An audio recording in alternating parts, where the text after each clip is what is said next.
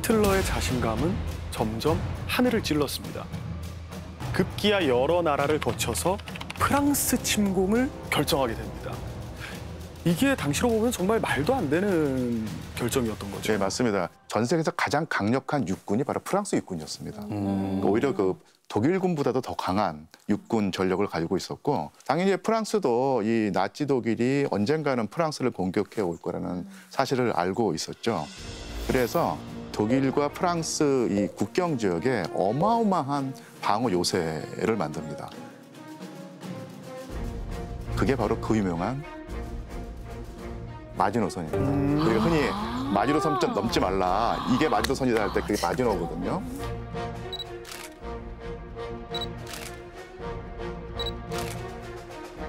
그때 거기 하나의 틈이 있었던 거예요. 뭐냐면 벨기에와 마지노선 사이에 아르덴이라고 하는 곳이 있는데요.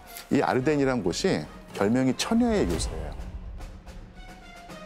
왜 천혜의 요새냐면 정말로 유럽이 평평한 평원 지역인데 이 아르덴 지역만큼은 정말로 이 굴곡이 심한 협곡과 산이 아주 많은 지역이거든요. 요새로서는 최적이네요. 네, 맞습니다. 거기다가 또 숲까지 울창해가지고 전차라든지 뭐 이런 것은 말하고 사람 지나가기조차 힘든 곳이었는데 이쪽에 방비를 허술하게 했던 거예요.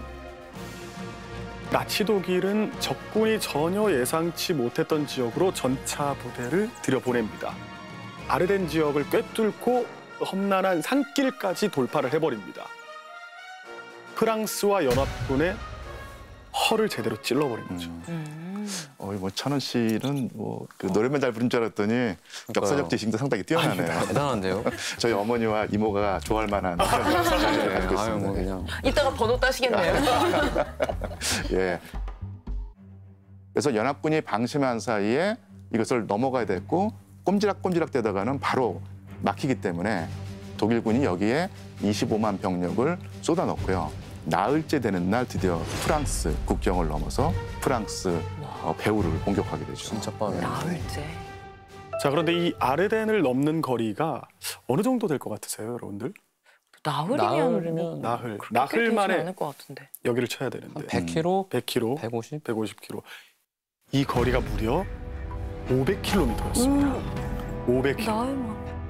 여러분들 이게 가능한 일이라고 생각하십니까? 그러니까 이거 군대 경험을 되살려 보면 네네네. 말이 안 되는데. 예, 완전 군장하면 보통 30kg, 35kg이거든요. 저도 이제 군생활 시절에 한 30kg 되는 완전 군장을 하고 30km 행군을 하는데 그게 제 기억에 한 10시간 정도 걸렸던 걸로 기억을 해요.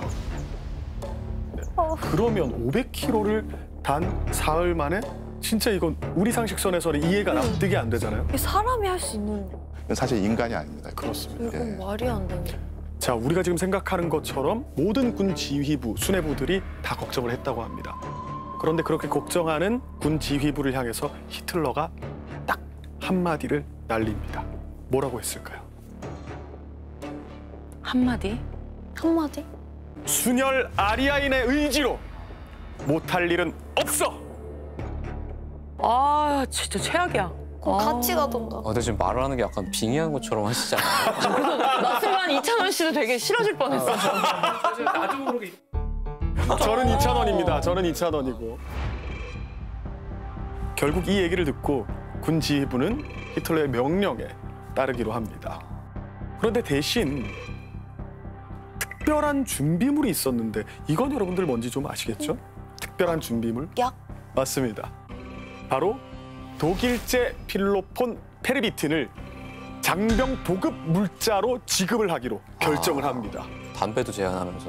말이 되는 거예요. 그러니까요. 건빵 주듯이 필로폰을 주세요. 필로폰을 주는 거죠. 자, 이분이 나치 독일 당시에 군 기록을 직접 찾아서 확인하셨다고 합니다. Pervitin wurde im Frühling 1940 offiziell von der Wehrmacht eingesetzt. Das heißt, es gab dafür einen sogenannten Wegmittelerlass. In diesem Wegmittelerlass stand genau drin, wie viele Pillen die Soldaten nehmen sollen. Dieser Wegmittelerlass, den hatte jeder Sanitätsoffizier. Es wurden über 35 Millionen Dosierungen Methamphetamin eingenommen beim Angriff auf Frankreich im Mai 1940.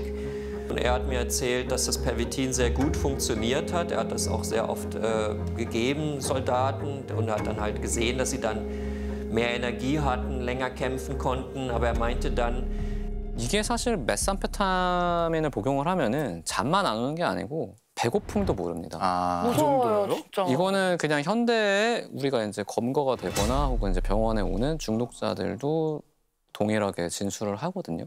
근데 이거는 당연히 착각이에요. 왜냐면 어떤 약을 먹는다고 해서 내가 진짜 신체적으로 잠이 필요 없어지고 뭐 먹을 필요가 없어지고 이럴 수는 없는 거거든요. 말이 안 되잖아요. 그러니까 당연히 신체에 무리가 갈 수밖에 없고 이전 상태로 돌아가는 그러니까 내 원래 상태로 돌아가는 신체 회복조차도 어려워지게 됩니다. 이게 계속 반복이 되면은 점점점 어려워지는 거죠.